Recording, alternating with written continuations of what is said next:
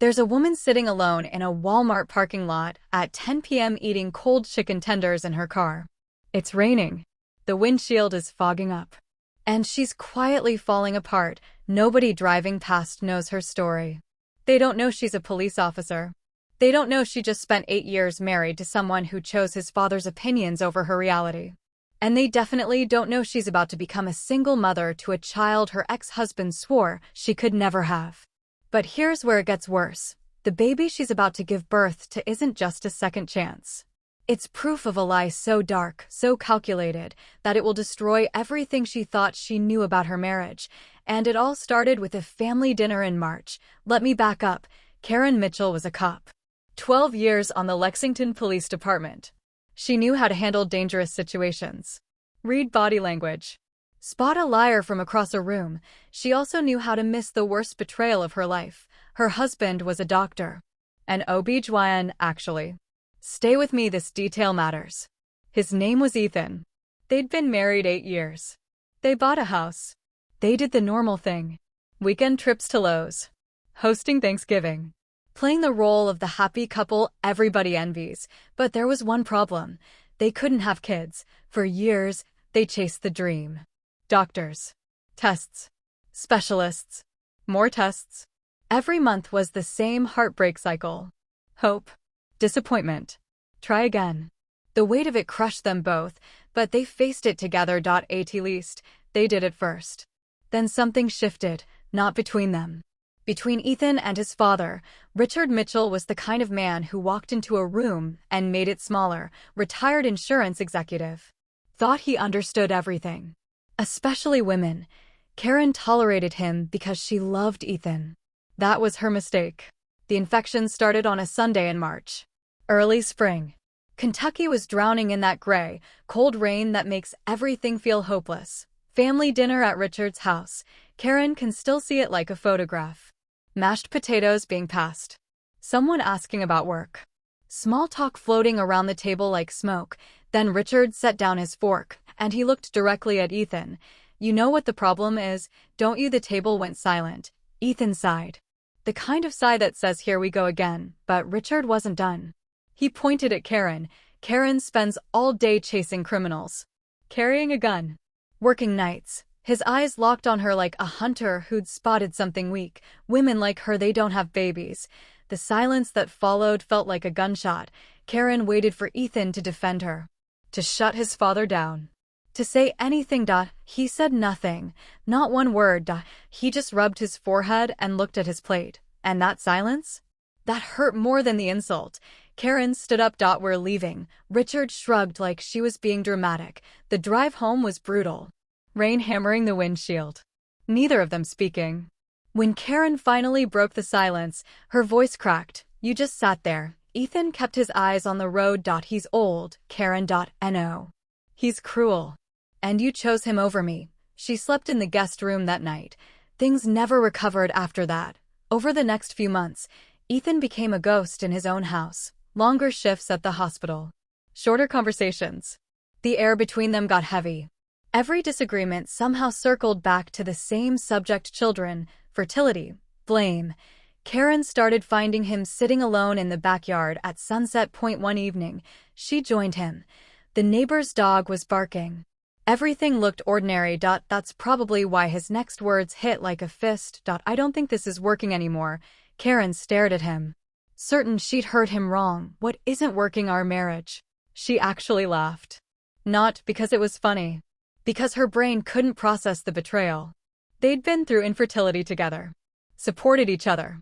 Built a life. And now he was just done. Ethan, we've had a rough year. That's all this is. He looked away like he couldn't bear to see her face. I don't see a future anymore. Something inside her broke. Not dramatically. Quietly. Like a branch snapping under the weight of snow. 2 weeks later, he filed for divorce. 8 years reduced to paperwork. Her coworkers wanted revenge. One officer offered to slash his tires. Karen appreciated the sentiment. She declined. She functioned on autopilot after that. Work. Sleep. Repeat. The divorce was finalized in late June. She signed the papers in a downtown office building on Main Street. Afterward, she sat in her car for nearly an hour. Not angry yet. Just heartbroken. The anger would come later. 3 weeks after the divorce became official, Karen woke up feeling sick. At first, she blamed stress. Then it didn't stop. She pulled into a pharmacy after a shift and grabbed 3 pregnancy tests. Not 1. 3. Because she didn't trust the first one. That night, around midnight, she locked herself in her apartment bathroom. The air conditioner rattled, the light flickered, and she took those 3 tests. Positive, positive, positive. She sat on the edge of the bathtub staring at those little lines, laughing and crying at the same time. After years of trying, after all the pain, after her husband left her, she was pregnant. The timing felt almost cruel. But there was something else beneath the shock. A dark clarity. She thought about calling Ethan. Then she remembered Richard's voice at that dinner table. Women like her don't have babies. She remembered her husband's silence. She remembered the divorce papers, and something hardened inside her. Not hate. Truth. This baby deserved people who wanted him. Not people who doubted his existence before he was even born. So she made a decision. She would raise this child alone. What she didn't know was that the hardest part wasn't behind her. It was just beginning. The morning after those 3 positive tests, Karen's alarm went off at 5:15 a.m. She stared at her apartment ceiling. Nothing looked different. The coffee maker still needed cleaning. The dishes still piled up in the sink. But everything had changed. She pulled on her uniform and headed to work. Her partner, Mike, 61 years old, been a cop longer than she'd been alive, took one look at her and narrowed his eyes. "You look awful. Good morning to you too." "You sick?" She wasn't exactly lying when she said tired. The morning sickness had arrived like an unwelcome stalker. 2 hours into her shift, she was standing at a busy intersection directing traffic around an accident. Trying not to throw up. By lunch, she was sitting in her patrol car eating saltine crackers. That became her life. Crackers. Ginger ale. Deep breathing. Repeat. 1 afternoon, she got sick during a shoplifting report at a Walgreens. Another time, she had to leave a neighborhood dispute because someone's barbecue made her dizzy. The first person she told was her older sister Melissa. 3 grown kids of her own. When Karen got through the first sentence, she started crying. "Oh, honey," Melissa said. "Are you okay?" "I don't know." "Is the baby okay?" And Melissa said something Karen needed to hear. "Karen, you're stronger than you think." Karen laughed bitterly. "I don't feel strong. Nobody ever does while they're carrying the whole world on their shoulders." That conversation got her through weeks of darkness. She moved into a smaller 2-bedroom apartment near Richmond Road. Nothing fancy. Just affordable. The 2nd bedroom sat empty. She'd walk past it imagining a crib, tiny clothes, a future. Then she'd worry about money. Pregnancy hormones are brutal. 1 afternoon, she stood in Walmart staring at baby strollers. Dozens of them. Different sizes, prices, features. She felt overwhelmed. A young employee asked, "Can I help you find something?" She almost burst into tears. Over strollers. As summer turned to fall, something changed. During a routine doctor's appointment, her OB frowned at the test results. "Karen, I'd like to monitor you more closely." Those words immediately spiked her blood pressure. "Why? Your pregnancy is considered high risk." "High risk? Nobody wants to hear that," her doctor explained carefully. Age was a factor. Nothing was definitively wrong, but they needed extra appointments. More monitoring. Closer watch. When she got back to her car, she just sat there, watching other families walk past. Expectant couples holding hands. She couldn't stop wondering what her life would have looked like if Ethan had stayed. Then she got angry at herself because the truth was simple. He hadn't stayed. He'd left, and no amount of wishing could change that. A few weeks later, a mutual friend named Rebecca called.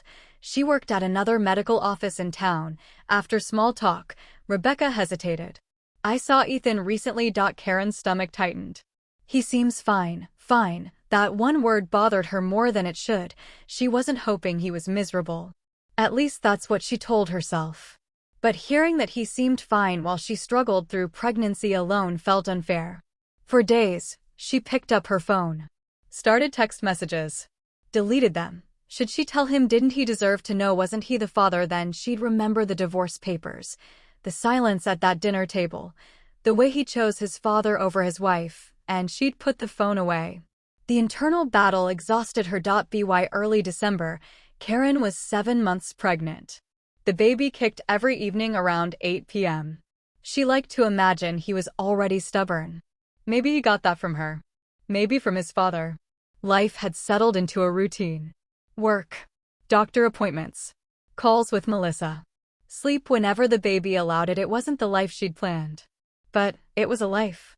Then one Tuesday afternoon, everything exploded. She'd just finished a shift. Sitting in her patrol car outside a gas station when her phone rang, unknown number. She normally wouldn't answer. She did. Hello. There was a pause. Karen, hi. My name is Jennifer. I used to work with Ethan. Karen's stomach tightened instantly. Jennifer. A nurse from St. Joseph Hospital. They'd met at hospital events. Holiday parties. What can I do for you? Jennifer sounded nervous. Can we talk somewhere private? That wasn't casual. An hour later, they met at a coffee shop downtown. Christmas decorations in the windows. Cold outside. Inside, Jennifer looked like someone carrying a secret that could burn everything down. After an uncomfortable silence, Jennifer finally spoke. What happened to you wasn't right. Karen's pulse started racing. What are you talking about? Jennifer took a deep breath. After your divorce, people talked. People always talk. No. Your father-in-law. He was telling everyone you couldn't have children. Karen stared at her. What he told hospital staff. Friends. Anyone who would listen. He made it sound like doctors had confirmed it. Karen sat back in her chair. Part of her wanted to dismiss everything. But another part remembered all those dinners. All those comments. All those years. Suddenly, it didn't seem impossible at all. Jennifer continued. There's something else. Karen waited. I overheard a conversation months before your divorce. Ethan and his father were talking. Richard was telling Ethan that your job was the reason you couldn't get pregnant. Karen almost laughed. Not because it was funny, because it was absurd.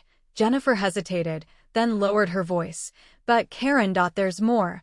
This was the moment everything changed. Jennifer reached into her purse. I shouldn't technically have this. She pulled out a folded piece of paper. Karen unfolded it slowly. Medical terminology. Lab results. Dates. Then one line caught her eye. She looked up. What is this? Jennifer swallowed. It's from years ago.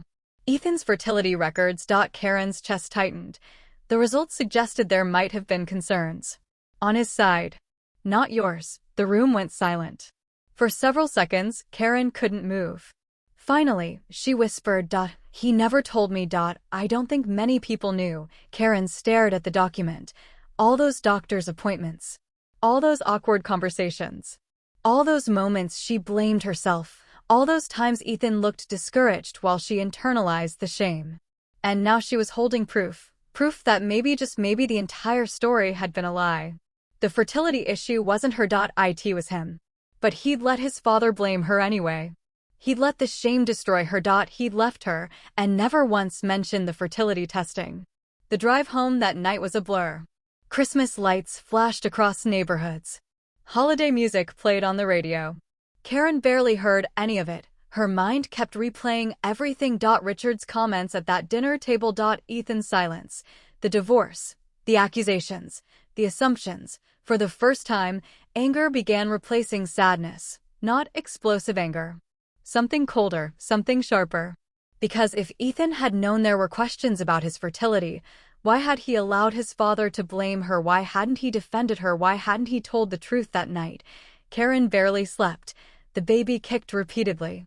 As if he sensed her rage. Around 3 a.m., she sat on the couch with one hand on her stomach. What do I do? She whispered. The baby didn't answer. He just kicked again. Over the next several days, Karen considered her options. Part of her wanted revenge, real revenge. She imagined showing up at Richard's house with those medical records. Confronting Ethan. Exposing every lie. But another part of her hesitated, because anger has consequences, especially when you're about to become a mother. She wasn't just responsible for herself anymore. She had someone else to think about. So she waited. She focused on work. On doctor visits. On preparing for her son's arrival. Christmas came and went. Then New Year's, January arrived. Her due date was getting closer. According to her doctor, everything looked stable. The high-risk concerns were manageable. She started maternity leave paperwork, bought a crib, installed a car seat after watching 3 different YouTube tutorials and still feeling confused. Life moved forward. Then came January 18th. A Thursday, cold enough to freeze puddles. Karen was finishing paperwork near the end of her shift when a sharp pain hit her lower abdomen. She froze. Another pain. Stronger. Okay, she muttered. That's new. At first, she told herself it was nothing. Then her water broke, right there. Inside her patrol vehicle, for one stunned second, she just stared. Then she grabbed her radio. Dispatch. I think my son has decided today's the day. Within minutes, everything became chaos. Ambulance. Sirens. Phone calls. Questions. The nearest and most appropriate hospital was obvious. St. Joseph, the same hospital where Ethan worked, the same hospital she'd spent months avoiding. As the ambulance raced through Lexington's dark streets, Karen stared at the ceiling. A strange feeling settled over her. Not fear, not excitement, something else. Because she was about to give birth. At the hospital where her ex-husband worked. With the baby he swore she could never have. And she still hadn't told him. This is where the story takes its final, brutal turn, because when Ethan walks into that hospital room and sees his baby, the look on his face will tell her everything she needs to know about regret. And his father's lie will finally be exposed. But not in the way Richard ever imagined.